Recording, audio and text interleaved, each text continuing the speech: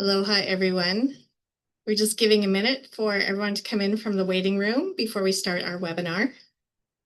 Thank you all for being here. Whoops.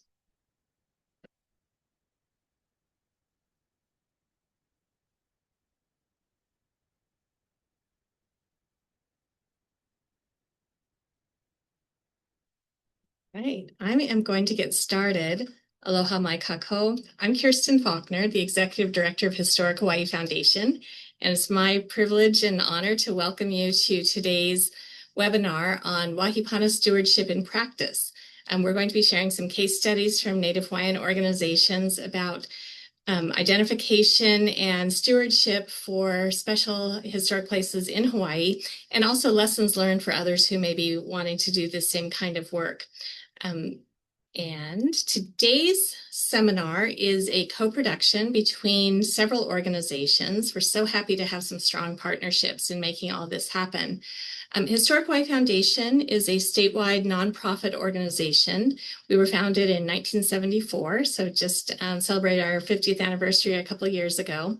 I am the executive director, and I'm joined today by our education program director, Andrea Nandoskar, and our operation manager, Shanae Kamakaviva Ole. They'll be active in the chat and also helping out with technical support in the back room. So our organization is a membership-based organization, started, as I said, 50 years ago, and our mission is to help people save Hawaii's historic places. This particular program is a partnership with two agencies with the U.S. Department of Interior, the National Park Service, which in addition to providing national parks, monuments, trails, and historic sites, also is responsible for the National Register of Historic Places and Preservation Partnerships programs. So we're working with our regional office under the direction of Dr. Elaine Jackson-Rotondo, and mahalo them for all of their support as well. And then the Native Hawaiian Stewardship Training Program is also a program with the Office of Native Hawaiian Relations, which is, again, part of the Department of Interior, and which was established in 2004 to serve as a liaison between the Native Hawaiian community and organizations, and especially the Department of Interior, but other federal agencies as well. We will be joined later by Stanton Enomoto, who is the program director for the Office of Native Hawaiian Relations, and he's going to be moderating our panel discussion after the presentation piece. So mahalo to Stanton and to his staff and for all the work they've done on this program as well.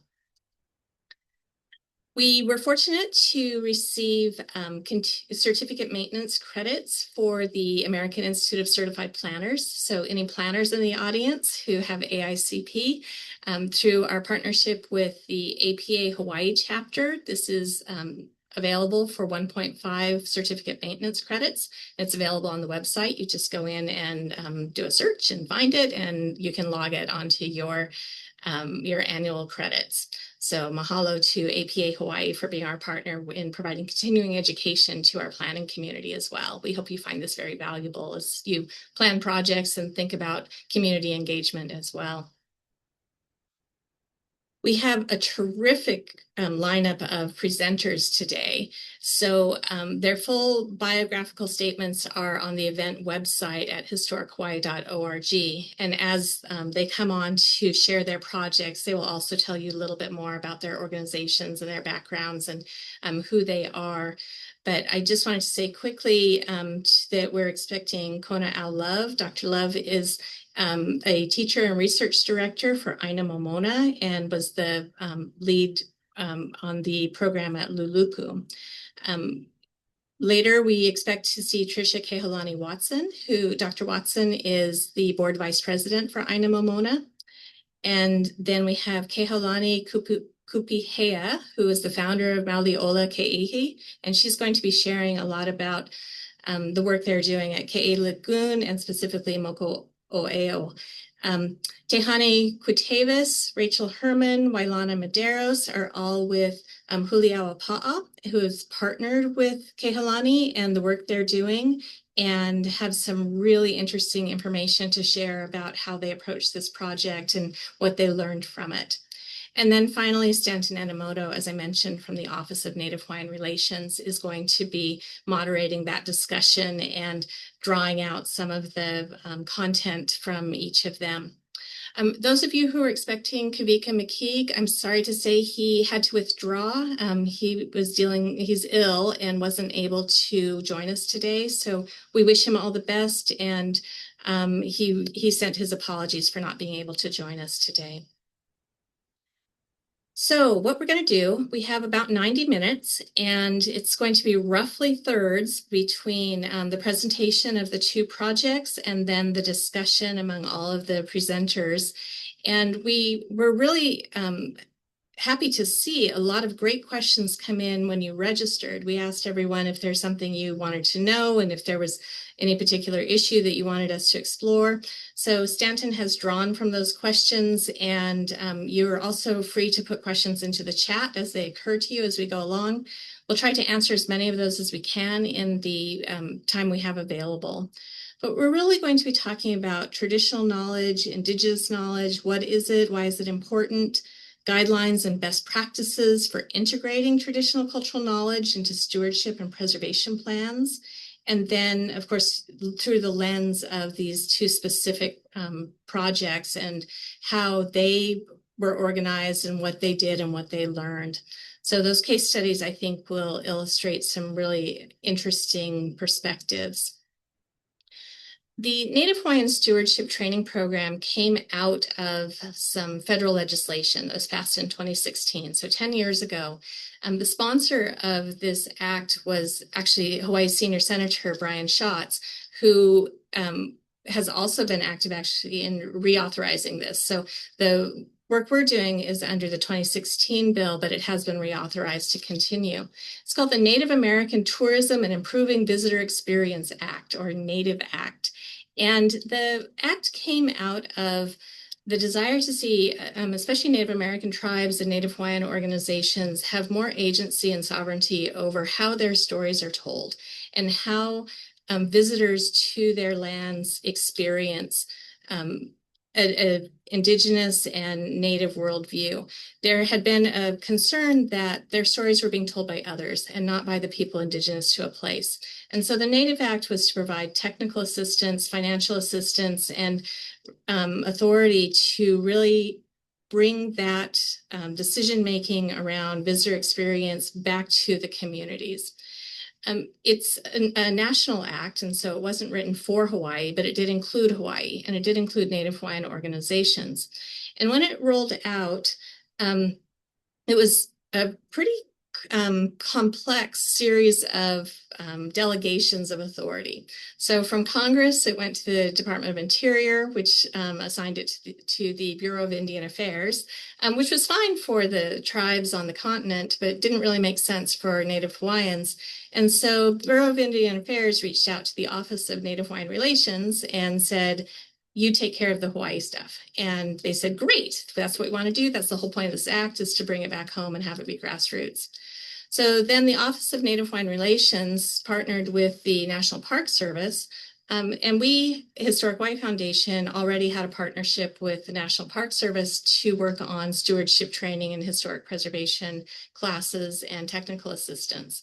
And so by using that existing cooperative agreement, we were able to add the Native Hawaiian Stewardship Training Program into our program portfolio. One of the things that we did that I think was very impactful and very important was to talk about stewardship as integral and more important, or maybe the basis of visitation. So where the NATIVE Act really focused on visitor experience, in Hawaii, we really focused on stewardship and the place itself. And visitation and access came second, whereas stewardship and Malama Aina was the first step in that process.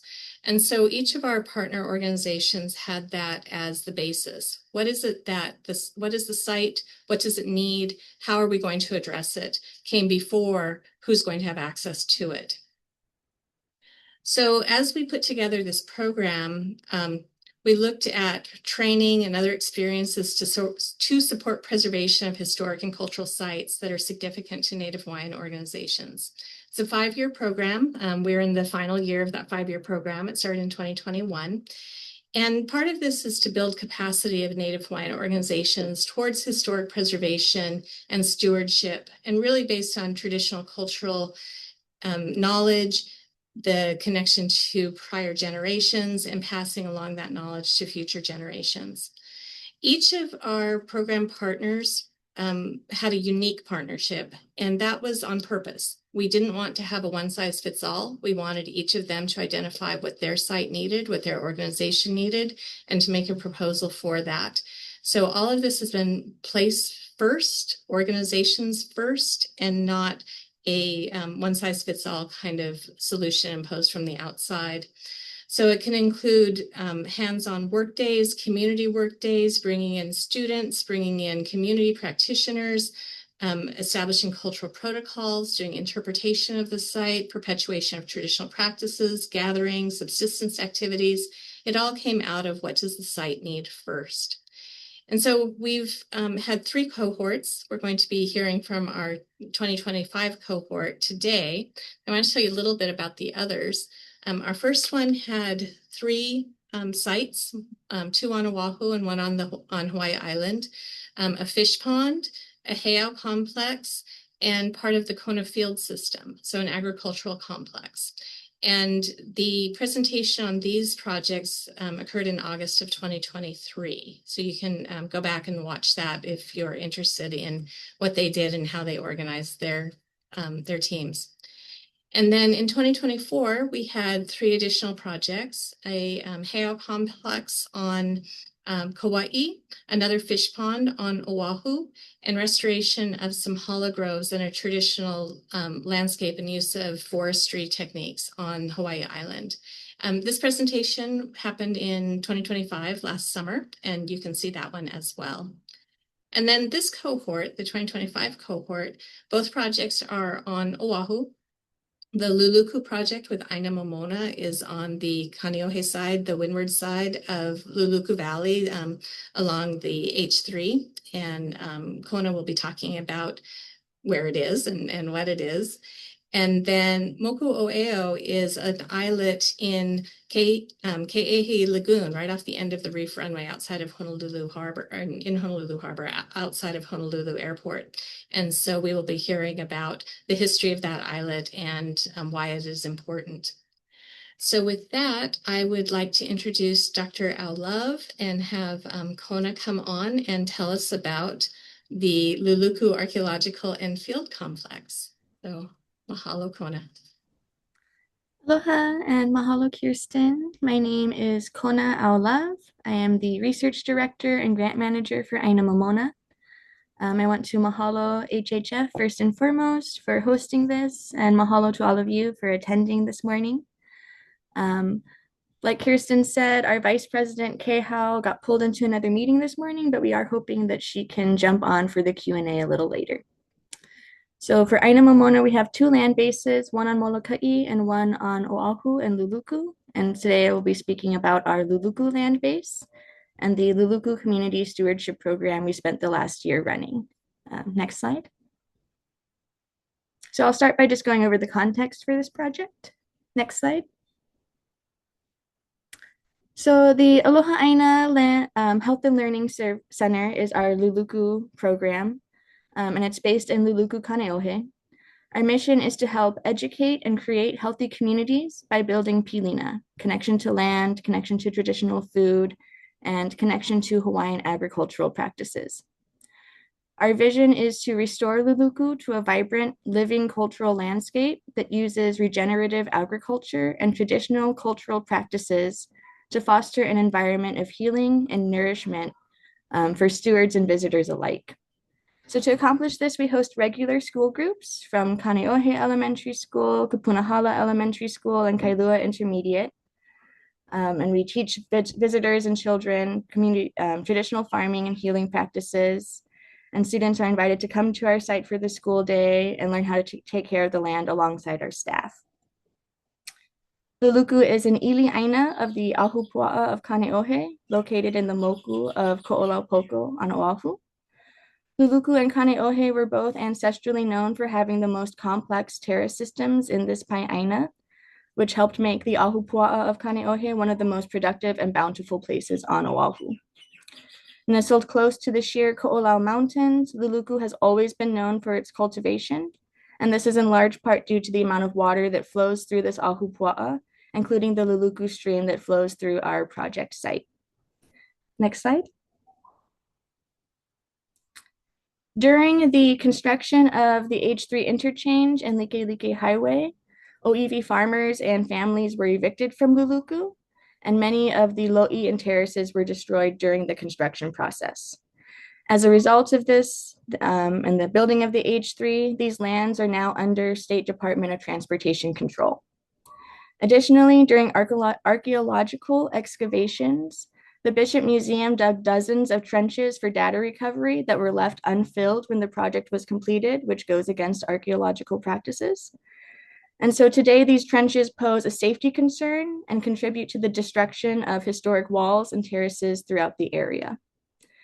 In the wake of these excavations and the construction of the H3, invasive trees such as African tulips and macaranga now cover a large portion of what were once ancestral terraces and lo'i, eroding the stream bed and choking out native plants. For over 2 decades, our staff has been working to restore this area to its ancestral abundance. And in the past few years, Aina Momona has been able to secure a lease from the Department of Transportation and develop a steward management plan for these lands. And one of the main ways we do this is by hosting local school and community groups and teaching them about the importance of Luluku, as well as practices to help with restoration efforts. Next slide.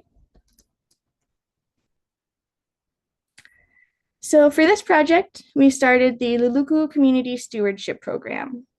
Ko'olaupoko community were invited to participate in a series of community workdays where they were taught mo'olelo about Luluku, and then work with staff to eradicate invasive species, as well as cultivate and outplant native plants.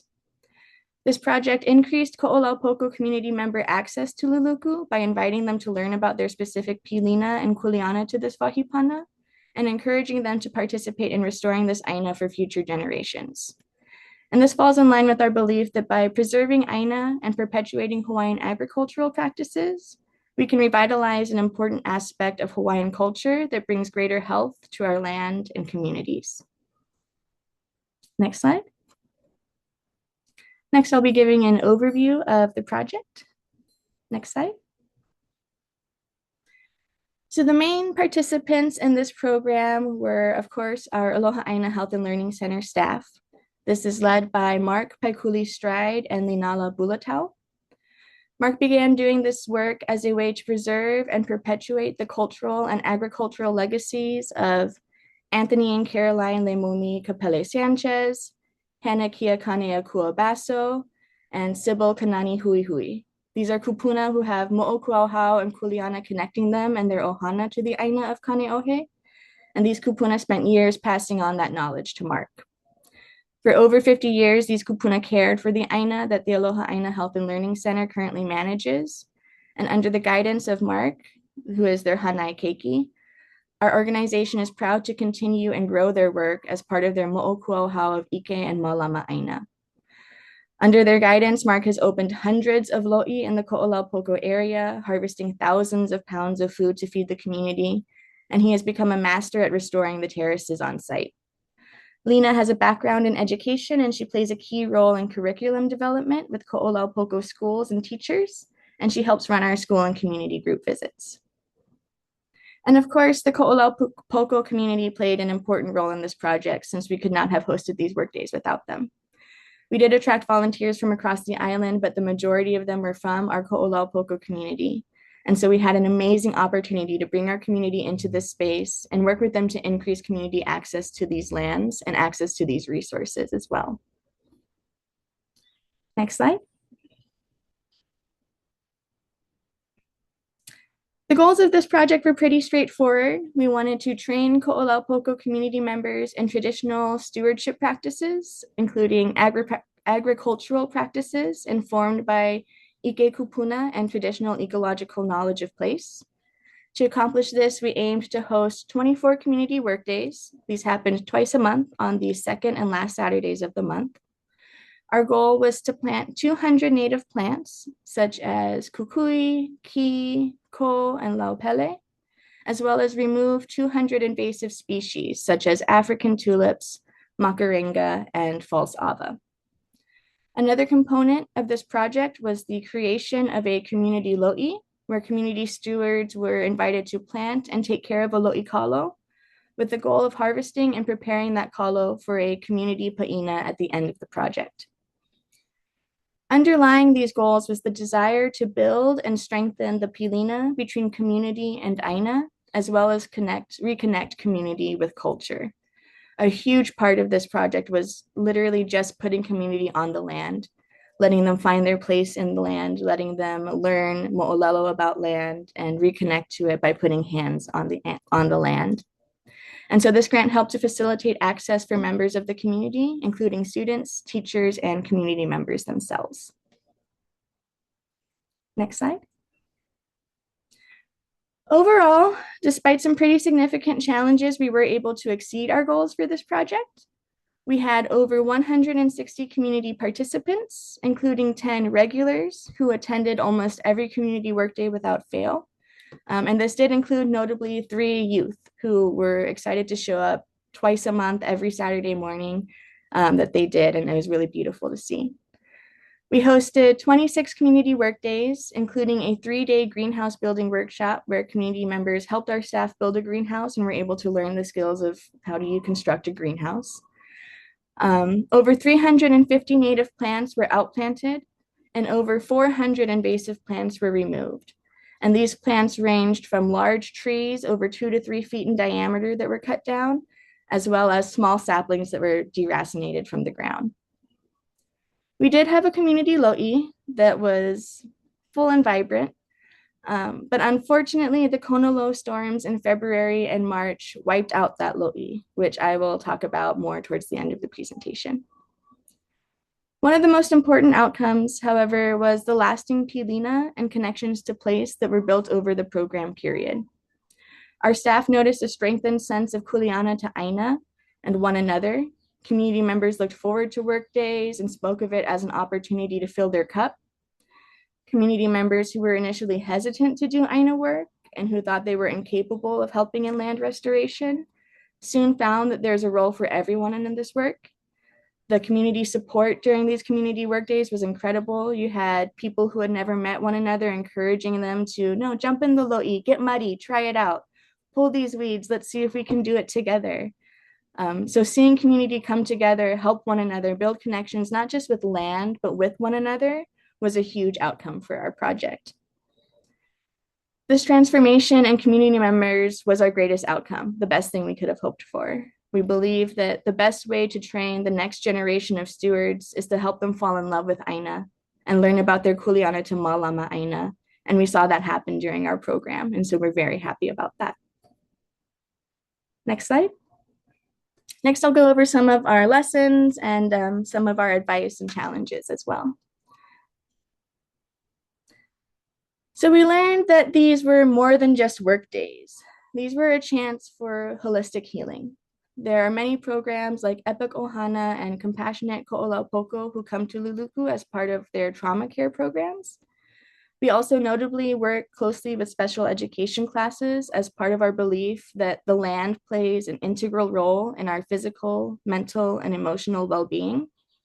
Where traditional education systems fail to give students with special needs the unique space, flexibility, and resources they need to learn, our outdoor nature-based curriculums offer learning styles and spaces that allow these students to thrive.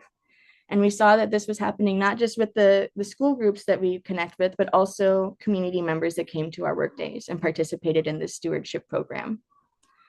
The cultural and familial enrichment from these work days strengthened bonds among family and community members, in addition to helping establish strong relationships to place that are grounded in our Iwi Kūpuna, grounded in the knowledge passed on to us from our ancestors. Our staff shared a really beautiful story of a youth from Kāne Elementary School who attended our site as a school field trip. And the following Saturday happened to be their birthday, and it was also one of our community work days. And so their mother told them, you know, it's your birthday, whatever you want to do for the morning, that's what the family is going to do. You get to pick. And this youth chose to come to our community work day. They chose to wake up early, drive over to our site, spend the morning doing hard work, sweating, working with their family. And they chose to do that because they fell in love with our Aina during that field trip. They loved our staff. They loved working on the ground. They loved being in nature and connecting in that way. And they so wanted to share it with their family that they made it revolve. They made their birthday revolve around this workday.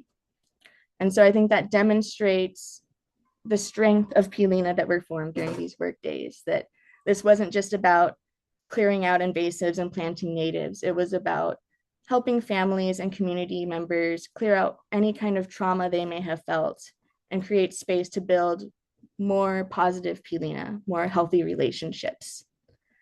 And our staff really emphasized that you cannot underestimate the power and impact of building these Pilina. Pilina are what sustain us through our most difficult times. And unfortunately, we did face some pretty extensive challenges during this program. Next slide. So during the Kona low storms in February and March, our site did face extensive damage. This picture you're seeing here, where the community members are standing, those were once lo'i. Those were once terraces. Those were once thousands of pounds of food that were going to be used to feed our community. And it got completely wiped out. So you can see here we have community members standing in ditches that were gouged out by the flood that are over 10 feet tall. This stream that is on the right that you can see in the background is not originally where water was flowing on our site.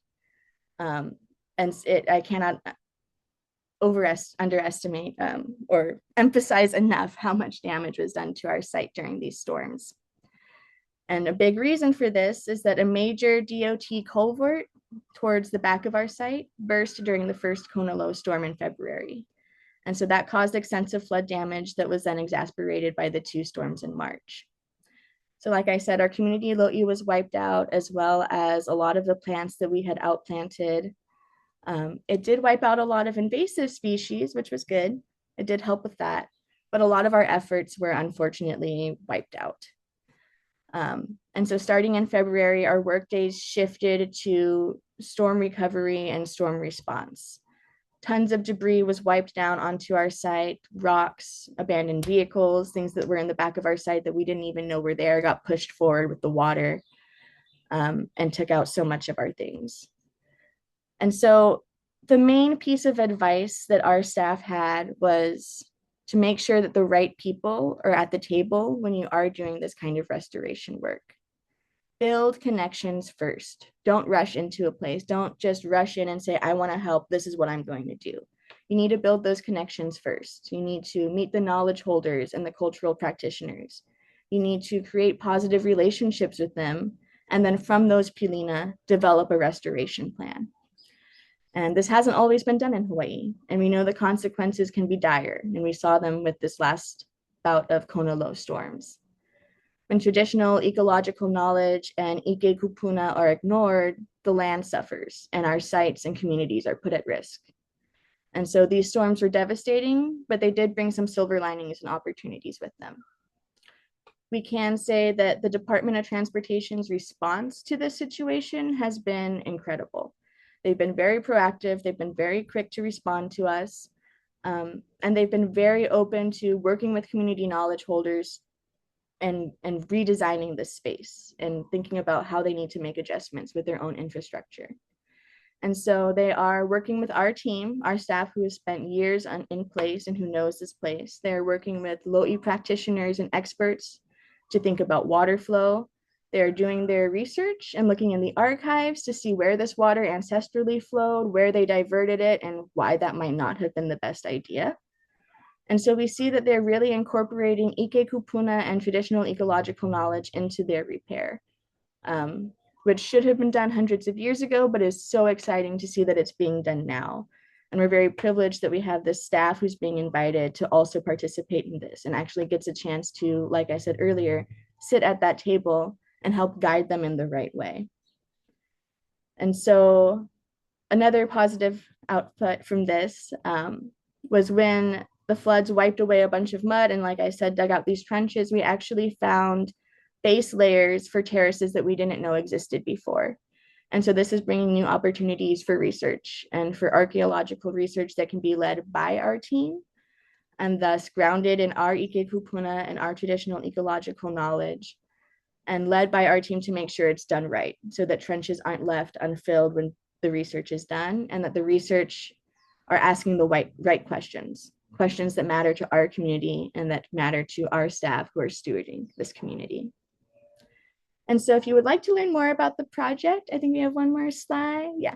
This is a QR code to our website that gives a lot more history on the site. It gives examples of the memorandum of agreement that we were able to establish with DOT. I didn't think that would be a very fun slide to include, but if you are interested in like more of the legal jargon and language, you can find all of that on our website, as well as more information. And if you ever want to get involved and come volunteer, there's information on that as well. And so mahalo again to HHF and to all of you for listening and attending. Yeah, and I'll see you for the Q&A. Mahalo, Kona. That is just so heartbreaking to see what those storms did to the site. When we learned that, I was actually tearing up, and I can only imagine how devastating that was to everyone who had worked so hard and had put so much into it. I think your point about Pilina being an element of resilience is very much on display there. So mahalo for all the work you and your team have been doing.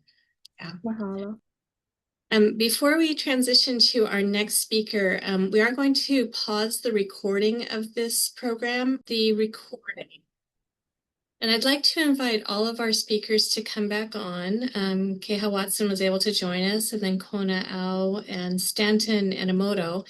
And we're going to have some just talk stories, some conversation around some of the themes, some of the lessons learned. We had a lot of questions from our audience, and so wanted to give a chance to talk more about some of those issues. And let me stop share as well. Stanton, are you gonna come back on? I'm here. There we go. Hi. Aloha. Sorry. Yeah. Thank you, Kirsten, for that, and thank you to all of our presenters. You folks answered a lot of the questions I was thinking about when you were covering your presentation. So, in any case, maybe I'll kind of start with one that maybe some of you hadn't talked quite fully about, but it's we understand what it means to be engaged in Aina stewardship, removal of invasives, restoration of lo'i, all of these things, dealing with extreme weather events. But looking forward, one of the questions that came in earlier is, sort of what is your folks' vision as an organization, looking out 5, 20 years, et cetera? Both organizations talked a lot about engaging that next generation. Students, bringing students out to the site, which I think is really cool and important. But what does that look like in your folks' mind? Is there a picture of what kind of success may be? We got there, and yeah, this is, we hit it. This is what it looks like. So yeah, picture out into the future, 20 years or so. What does that look like? And whoever wants to go first, go for it. I'll jump in because I wasn't part of the presentation. I apologize. I had something come up this morning. Keha Watson with Aina Momona. I think I know a lot of you watching, so nice to see or not see everybody. Nice that everyone's here. So for Aina Momona, for us, we really have learned to work with private entities and agencies as stewards of land. So for Luluku specifically, it's on our website if you go to our website, but the work we're doing is actually out of the 1987 MOA for the H3. I'm not sure if Kona covered that. So we have a stewardship management plan that we wrote that has been signed by all the different agencies. And the next step in that is going to be the development of a facility on our Luluku property, which would increase our capacity to have visitors and specifically students come to the site. We're in Ho'omalohia Gardens, so it's a little hard to have the buses. So part of what we developed with OHA and the State Department of Transportation was an increase in capacity to have a gravel parking lot that could take buses coming in. So for us, it's going to be the fulfillment of that MOA that was started in 1987, so nearly 40 years ago at this point. Really a long time. It's taken that entire generation for it to come to fruition. But for us, it's going to be having appropriately sized and scaled facilities and working with the planners and the engineers to develop a space. And we've already had the blessing, so the groundbreaking will be later this year. So we anticipate having that fulfilled within the next year or so. And similarly for our Keawanui land in Molokai, we're on a fish pond, and we have some facility, but we're also in a National Heritage Landmark there. So that is another space that's really critical. And our long-term vision there is on our Mauka lands, because our fish pond's in the SMA, to be able to develop a similar facility that would allow for hosting. There's not a lot of hosting space on Molokai where we could have students and researchers and others come. So for us, it is just increasing the capacity of the space through appropriately sized facilities. Okay. Mokuoeo folks, any mana'o, any thoughts? I think for us that we're the big goal, the big dream is like, we've had so many people come to Ke'ehi, and if I had $1 for every time someone came and said, I did not know about the history of our sacred space of Ke'ehi and all of the kupuna that are there, the Iwi Kūpuna that are there, the connection to Kalakaua, to Kamehameha, to all the local i'a, all the fish ponds. So I think for us in the long term, we're manifesting that this picture of this beautiful area is known to everyone, at least the mo'olelo and the connections to our ali'i and how bountiful and how many fish ponds were there and how it was thriving, because a lot of people come to our area and they cringe. They're like, oh, wait, what? And then they see the maps and all the vai and all the mea'ai, all the food that it was producing and all of the limu in the ocean, all the fish, and how we have 5 ahupua'as that were all filtering into Ke'ehi and just thriving. And all those kahavai, streams were so clean and feeding all of the limu that was feeding the coral and the fish. And I think when people come, they fall in love with nature again, and then that in turn helps heal themselves. So they're really going back in, ikavama kavama hope, going back to the past of their ancestors, or not even just Hawaiian, but any people that come through our program, they find this sense of connection, this pilina to themselves, their ancestors, and then they can see that they'll understand how their ancestors lived in tune with nature by just being on the earth and vibrating with the earth. And we're hoping to continue to do this and bring people to help share. We don't bring people there, but just in the vicinity of the area. But I will pass it over to. Yeah, no, that's awesome. Thank you. I guess related to that, as I was listening to all of the presentations, this notion of pilina, of connectivity, not just to community, the people around, wherever, but also pilina to the aina, pilina to the place. And it seems both organizations, Aina Momona and you folks, bring out school groups and all of this kind of thing. So I guess to both of you folks, I wanted to ask, do you see the that Pilina existing? I mean, it's one thing for school group come out, field trip, do their thing, but are there people, families, community folks, whatever, that come back, that they reestablish that Pilina kind of thing? Are you folks seeing that kind of connection? Because I think that's what carries on this notion of, Wahi Kūpuna stewardship, right? It's that, right? So anyway, any thoughts? I can jump into that one.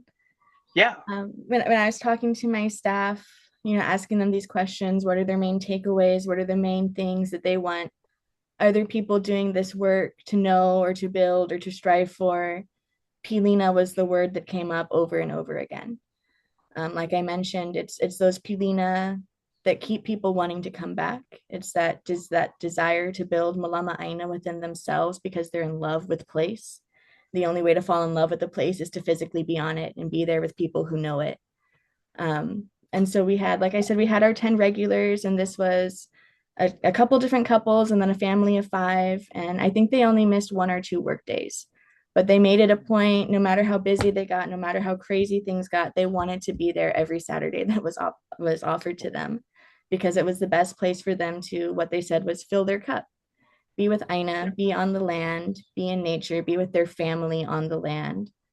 And it's those pilina that have helped us recover from this storm as quickly as we've been able to. There's still a lot of damage that needs to be addressed. But I mean, we have pictures of hundreds of people forming a line to pass stones one from the next because our site was flooded with pohaku from terraces that aren't supposed to be there now. And so some of our most well-attended community work days were after the storm. And it was people who maybe they'd only been to our site once, but it stuck with them and they heard about the damage and they said, we need to show up. We need to volunteer our time, our experience. We had people volunteer machinery and expertise. And so we've definitely seen those pilina. And I think it's one of our greatest outcomes from this project is building and strengthening those pilina with community. Awesome. Thank you. Thinking about, all of this preservation, Aina stewardship is sort of this inherently human activity. So if we don't have that kind of relationship with our community or families, et cetera, then we don't have stewardship, right? So I think it's a really important aspect, especially to educate the next generation and engage them in a manner that they feel that sense of kuleana or responsibility. Let's see. Another question. I know, Kona, you talked a little bit about the storm impacts, and I'm not sure how much the recent storm over the spring impacted Mokuoeo, but in general, we all understand our environment is changing. So I guess kind of again, open question, do you folks have plans to kind of think about what that looks like? And Luluku was, kind of crazy. That was the picture that you had was nuts. But do you folks have plans to try to anticipate future impacts from whether it's storms or drought or sea level rise or these kind of things.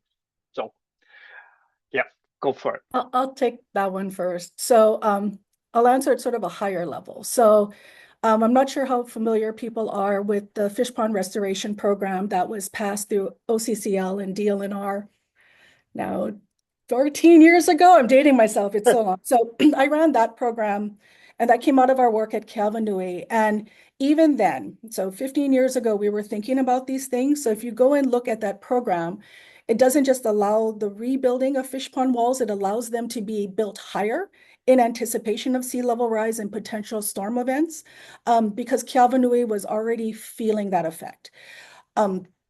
So at both our sites, and we also have a site in Manawili, we are very much thinking about these things. We've been thinking about them for a long time. Again, as Kona said, Pilina just doesn't fill your cup. It absolutely does that. But for the stewards who are there every day, it gives them that kinship with the land that comes with knowledge and intimate understanding of how the environment and the ecosystem is changing with climate change.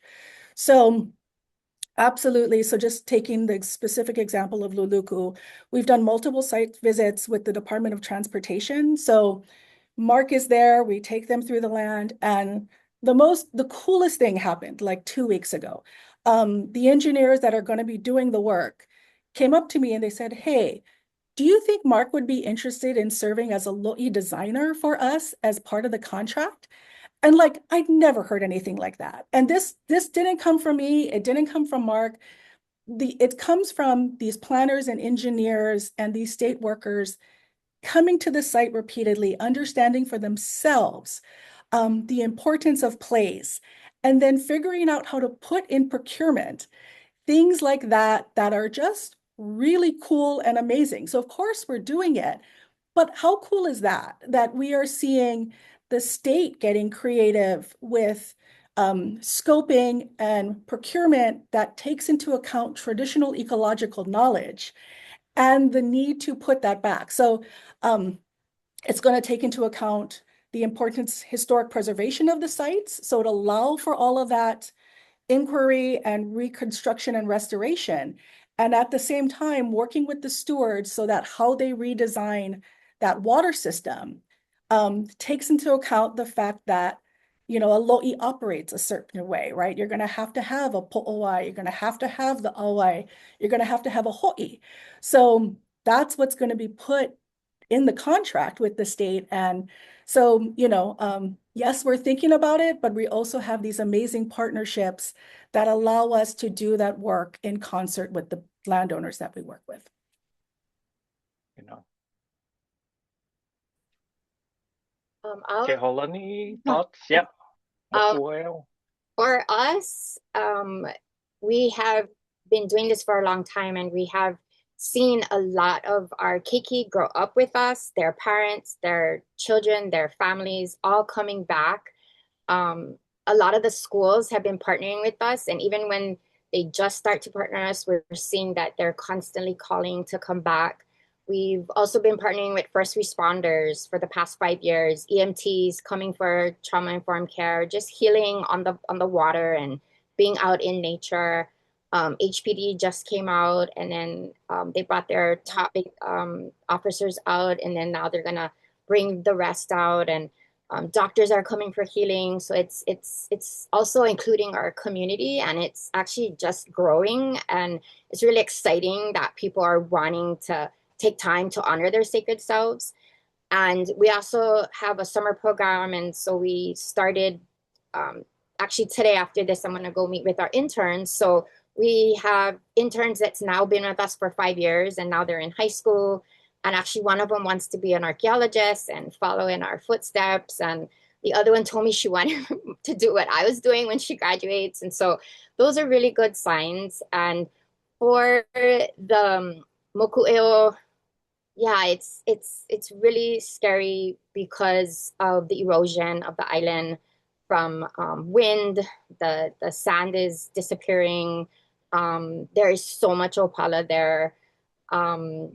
when there's increased rains, of course, the sand will dissipate. So, of course, mitigating that is planting our native plants that were there, the akulikuli, aki grass, all of the native plants. And then we have all of our native birds out there, like every single native bird you can think of that is on our shores, and some not, are giving birth there. And so it's still a place of birth and death and burial. And but yeah, we're just gonna try and protect them as best as we can, to plant the natives, bring the natives back, as well as all of our ohanas.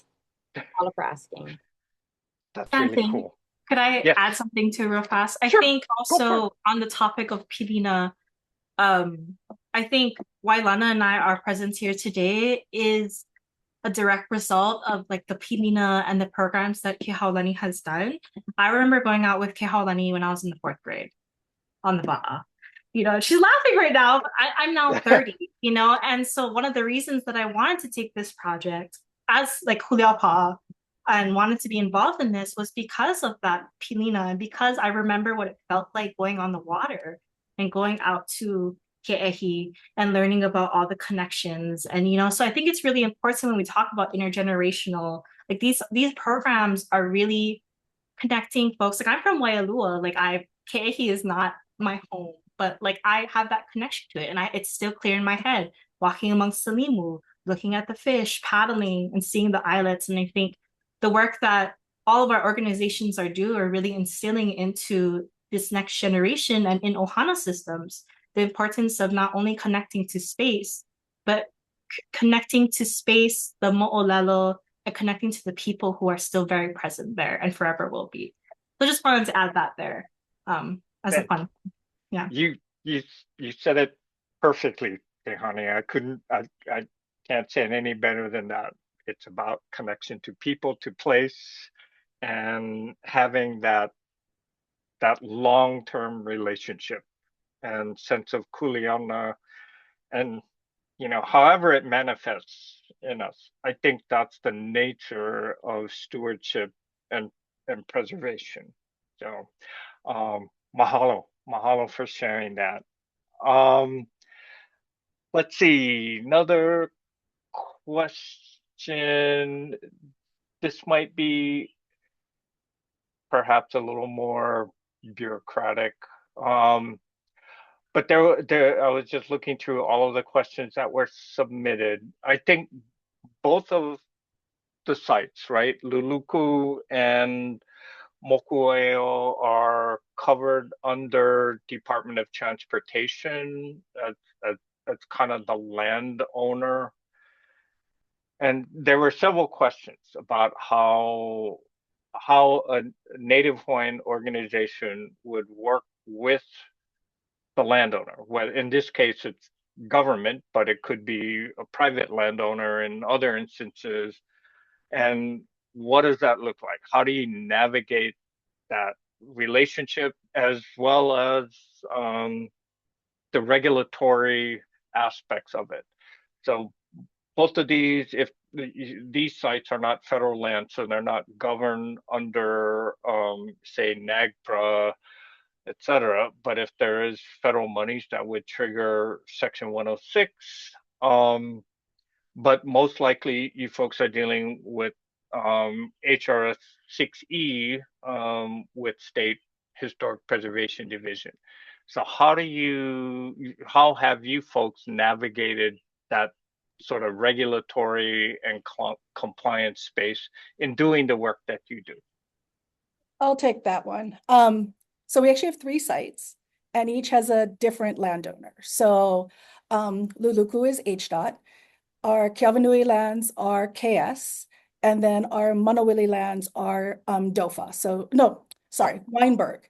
So how that one worked. So I'll go through each because each has a different mechanism. So this is where it's super helpful that I both have a law degree and a PhD, because I use them all the time for this stuff.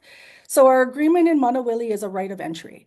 So there's an agreement between Weinberg and DOFA for the care of those lands. So we have a right of entry with DOFA that is under their agreement with Weinberg. So it absolutely is complicated, but that's one mechanism, and that's worked very well for us. And it's a right of entry for stewardship. for our Luluku lands, we have a, I'm going to forget the term, but it's a renewable permit. It's an annual permit that we have with HDOT. So we also have a use and occupancy permit. So again, it's a state permit. The stewardship management plan that we developed was part of that. Prior to that, Stanton, you may still have been at OHA at the time. There was a procurement process for the stewards that OHA was a part of. So there's also an MOA with OHA under HLID, which is the Halawa Luluku Interdevelopment Project, and then HDOT. And I say all the acronyms and the words because I do think that's where Aina Momona's role is critical, because I have a PhD, Kona has a PhD. You do need people with that level of professional capacity to sometimes navigate these really complicated parts. Because we like practitioners being practitioners, right? We have Uncle Walter Ritty, we have Mark, they're practitioners. They are not going to worry about a use and occupancy permit, right? Nor should they have to. So our role is often that very bureaucratic one. As for our lands in KS, our Mauka lands are a right of entry under a contract we have to take care of those lands. Other than that, we just have a license. So people, and then maybe I'll just announce it now. This was not going to be announced yet, but we're actually purchasing land on Molokai. So we're going to own that in fee. So that's going to be a conveyance. So there are many, many different ways that you can engage to be part of stewardship of any lands. We have right of entries, we have a license, we have leases, and then we'll have fee. And for me, I'm so incredibly proud of Kona and our entire administrative team, because I have this incredible group of young Hawaiian women who are learning this painful minutia, and every one of them can be an ED and a CEO after this, because they learn these really, really hard things. As for compliance, so this is where it's really helpful that I also have a consulting company. So I do all of the compliance, but I also, again, rope the girls into it. So on 106, we use the programmatic exemption that came out of ACHP a year or two ago. So we've been able to use that for all of our federal monies. We go through 6E, which, you know, we deal with SHPD, we deal with SMAs, we deal with, I mean, you name it, we go through the entire gamut. But also, like, that's, for those of you I've worked with who are watching, that's where I really do tap into my network of planners and engineers and people who can help. On Molokai, we have people who fly over from Maui who are engineers who help us do drone work, LiDAR, our topo, so we can do that. And I'm really happy to, at any time, if you want to contact us through the website, to reach out to people and just have a conversation about who's out there and helpful and how we've navigated very, very complicated regulatory schemes. And I'll just leave with this. It is super important to be compliant. It's a pain, it's difficult, it can be long. I have Uncle Walter, so we're constantly getting in trouble, but we really like having a reputation for an organization that takes that compliance seriously, and stays in compliance. So right on. Complicated. Mahalo ke yes, I know you've been in the thick of things for a long, long time. So, but I know we're running close on time, and I want to give Kehao over at Mokuoeo or any of the Huliauapa guys to share their manao. Yeah, so for this project specifically, we took on that compliance piece for Kehao so she can focus on the work and the stewardship and Malama Iwi Kūpuna. We worked directly with HDOT through Kehao's relationships, which were fantastic. And they really guided us through the right of entry process. Because there isn't ground disturbance or anything like that associated with this, we co-determined with HHF and others that the compliance piece, the compliance pieces we had to work through, and we are all good. We're going to be working with the State Historic Preservation Division for the burial treatment plan. Yeah, so all good on that front as well. But it was relatively straightforward, surprisingly, for this space because of Kehao's relationships and her existing palina with folks at the DOT. Cool. Thank you, Rachel. And yeah, we're almost at the hour. I guess I just, for my part, want to mahalo you all for your sharing, your mana'o. And I think if there's one word to close this whole thing out, it is this notion of pilina, because that's, whether it's with government agencies, community, or place, that's what it takes. So anyway, Kirsten, I'll throw it back to you to close us out.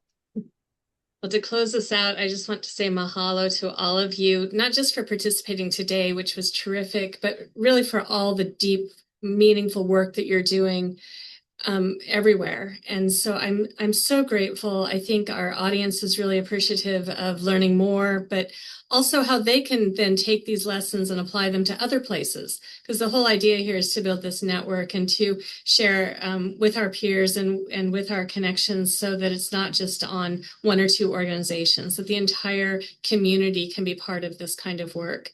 So mahalo to everyone for doing this. And that takes us to the end of our time. As we close out, you should be seeing a survey pop up. That's really helpful for us as we plan our programming. So if you can take a moment to give us some feedback about this program and things that you appreciate, things you'd like to learn more about in the future, that would be incredibly helpful. And with that, thank you all, and we'll see you next time. Aloha.